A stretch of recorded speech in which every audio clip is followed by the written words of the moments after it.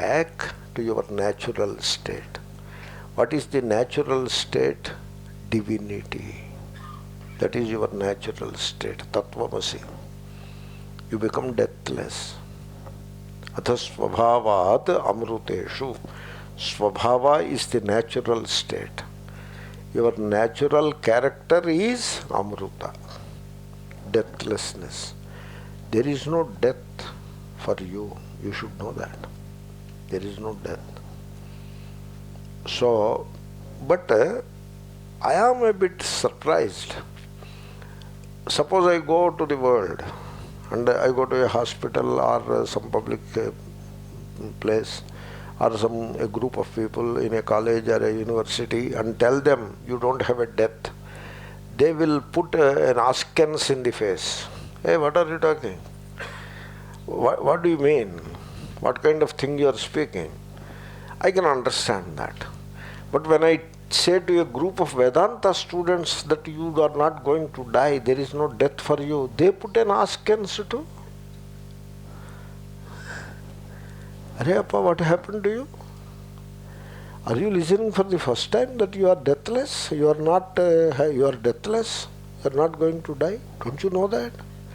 No, Vedanta Sara did not say that. Maybe it said it, you see properly. No, Tattvabodha did not say it. Maybe I don't know Tattvabodha said it or not. All these definitions are not in my mind. So, Gita said it. So, Gatasu nagatasunshcha nanushojanti pandita.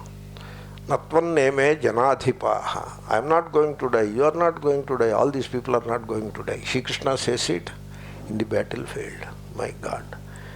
You have to, that is the battlefield.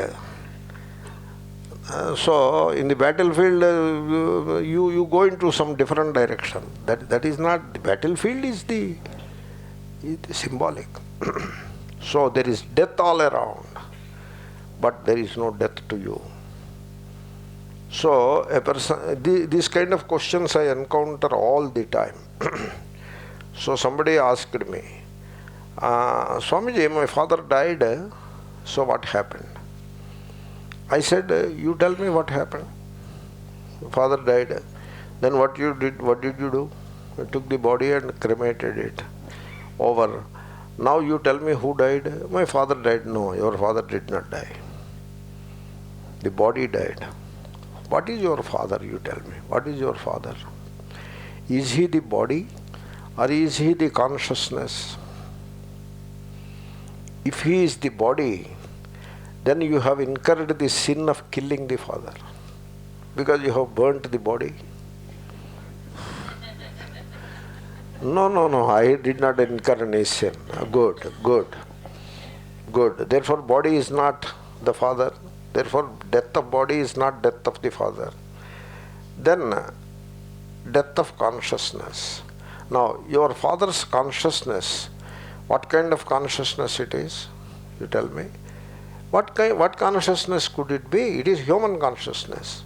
Now, what is your consciousness? What is my consciousness? What is the consciousness of all these people? Human consciousness, look at it. The glory of human consciousness everywhere. Human consciousness doesn't die. Then what is it that died? When the bulb fuses, what is it that died? The grid doesn't die. You see, I don't give stock answers. Your father is traveling somewhere above, he is like a mist of air, not a mist of smoke, he is going there. I don't give such stock answers. I suggest, what is your father, body or consciousness? Body settled. Consciousness, it is all around. It is in you, in me, everywhere it is there. When the bulb fuses, what happens to the grid? Nothing happens. There are a million other bulbs shining because of the grid. Nothing happens. Grid remains the same. Human consciousness remains the same. Body is cremated. Then who died? Who died? Nobody died. No, there are obsequies, the rituals associated with death. Yeah, you have to do that. Because the body you have to cremate. There is a method to do it. You follow? Finally you cremate it. Right? The essence of the ritual is cremating the body. That is the essence of it. Just before cremating, put some cloth or remove some cloth, put some water or put some this, put some that, and then some customs are there. Related to death, a variety of customs are there. Every society, every culture has its own customs. There is nothing superior or inferior about it. The Christians have a different custom, you have a different custom. Cremation seems to be more scientific than other methods of disposal. Over. You have done that. The consciousness remains the same. Nothing died. There is no death. Therefore, when you understand that there is no death for you, it should not be difficult to understand. There is no death for you. You are deathless. Then why were you afraid earlier? Mrityu bhiya. Due to ignorance. The ignorance is an unnatural state. Out of that unnatural state, because you put yourself in an unnatural state of circle and center, there was a fear of death, and then there is a surrender, the right step to take, and then so you have become wiser, and the center, the circle is dismantled, the center vanished. Now there is no death anymore. The very idea of death has vanished. There is no death anymore. You see, are you a physical entity? Athasvabhavad amruteshu teshu. That is what I am saying. By very nature, you are deathless. That is what the Maharshi says.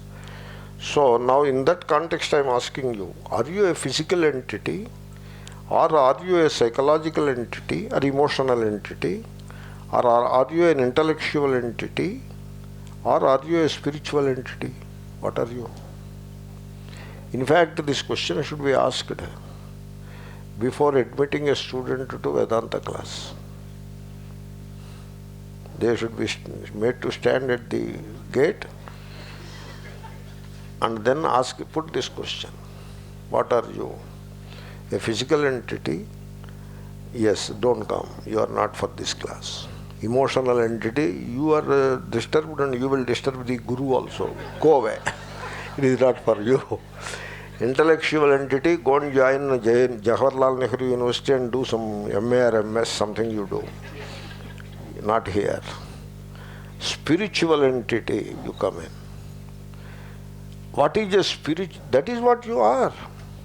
If this in a Vedanta class, you are a spiritual entity. In a hospital, you are either a doctor or a nurse or a patient. You are not a businessman in a hospital.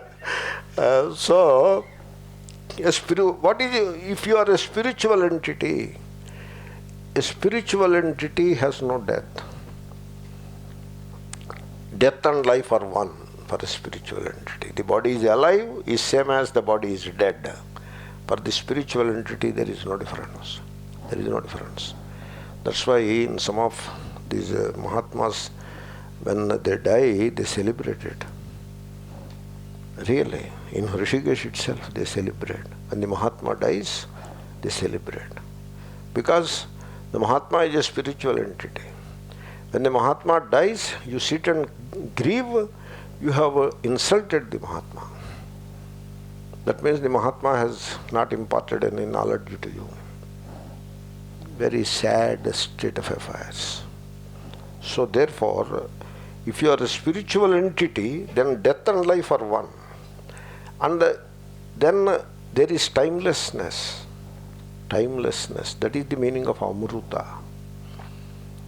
You are timeless reality, that awareness absolute, which is timeless. You look at yourself, the body time bound, organs of action time bound, sense organs time bound, emotional mind time bound, intellectual mind time bound, egoity center time bound, the light in which everything comes to light timeless, the awareness absolute timeless.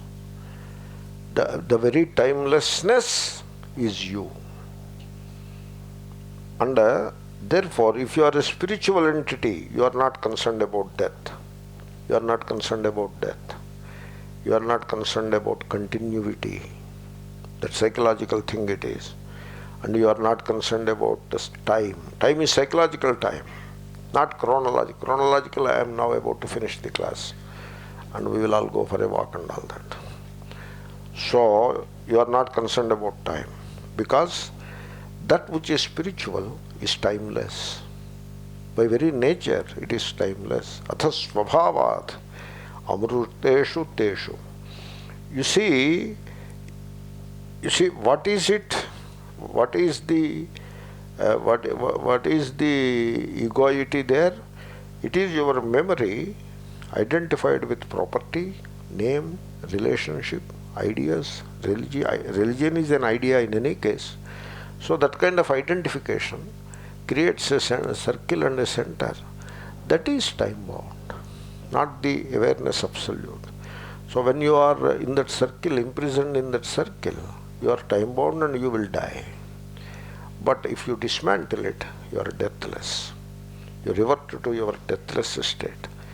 You see, I don't know how to express it. I will make a small effort. You see, you should not assume that this is a Vedanta class, therefore things are said like that. It is like you go to a diabetology conference, and then the speakers will come and they will say, yeah, you don't eat gulab jamun and all that, ice cream, they are loaded with calories, don't eat. Yeah, they are supposed to say that, therefore they say it. And we are supposed to hear it, therefore we hear it. And when the conference is over, we will go outside and have a gulab jam and a cup of tea. No, just though they are, that is different. That in that conference they are supposed to say it, They say what they are supposed to say. And we do what we hear and all that, because we are supposed to hear. And then we do what we feel like doing it. So if you want to take it like that, then there is not much use in it. But I cannot be more serious than what I am. You are deathless, you should know that. Being deathless, you should welcome death. You should do a few things. Don't celebrate birth. Don't celebrate birth. Then death will not have any meaning for you. When you celebrate birth, why do you celebrate birth? Because it is your birth. But you lost the game, sir. You lost the game. You are not into Vedanta anymore. You please go and sit on the tree. You are not part of Vedanta. You have not studied Gita. No, we studied 9th time. You did not. You did not. Ajo nitya shashvatoyam puranaha nahanyate hanyamane sharire. Shri Krishna said what all he wanted to say in the first 10 verses. You just hold on to those 10. You got entire Vedanta in you. So you are not a egoic entity that has to die. Let it die. So as egoic entity, you die now and here. Aham matihi mrityumupaiti purvam. So suppose, I give you an example. Suppose somebody said something to me. I heard what they said and looked at the person and looked up. Then somebody said, are you not hurt? Then I said, I am thinking whether I am hurt. And I am also trying to find out what is it that gets hurt. What is it that gets hurt? So when I take that question into my mind and I am already examining the consciousness, this person talked some nonsense against me, etc. is forgotten. There is no focus on that. Now I am looking into my consciousness and trying to find out what is it that in the consciousness which gets hurt. What is that? That is the ego, the center. Oh, that is what gets hurt, not I. I don't get hurt. The center gets hurt, let it get hurt. It deserves. So, if the ego has to die, let it die. It should die. Earlier the better. Let it die. Aham matihi purvamupaiti mrityum. Then I abide in my original state. Athas svabhavad amruteshu teshu katham punar mrityudhiyo vakashaha. Then once again will I be afraid of death? Once again will I consider I am going to die? I am not going to die. I don't have age. A Mahatma asked me, Swamiji, what is your age? I told him, Swamiji, I will tell you my age, but are you sure you want to know my age? I consider I am ageless, but you tell me, if you want to know the age, I will tell you. He said, no, I don't want to know. It's okay. Then the immigration officer asked me, what is your age? I told him. Nothing stops just because I am deathless. I don't stop writing the birth date and all that. I write all. The CVS medical person, he asks, what is your date of birth? That lady asks. I wanted to ask her, what do you want? But then she won't give the medicine. America, here you can get it. Nobody cares when you were born and all that. So I remembered, I forget also. So I carefully remember, I forget it because it is never there in the consciousness. Then I cautiously remember, because if I tell the wrong thing, she locks the account. So correctly remember and tell and take the medicine. Therefore, so when I say you are deathless, I am saying the truth. And I don't know how else to explain the importance of that. You have to get it into your system, and you have to remain deathless. The secret of cherishing that deathlessness is you are not concerned about birth anymore, because you were never born. Whatever is born will die. You are not born. No birth anymore. And then you welcome death. Never again condemn death. Death is the Acharya of Vedanta, Kathopanishad. The Lord of Death is the Acharya of Vedanta. Highly significant story. There the Lord of Death imparts the knowledge of self. Only the Lord of Death can impart that knowledge, because only the Lord of Death knows the self. So understand the significance of that, and you be the Lord of Death. Tattvamasi. Om Purnamada.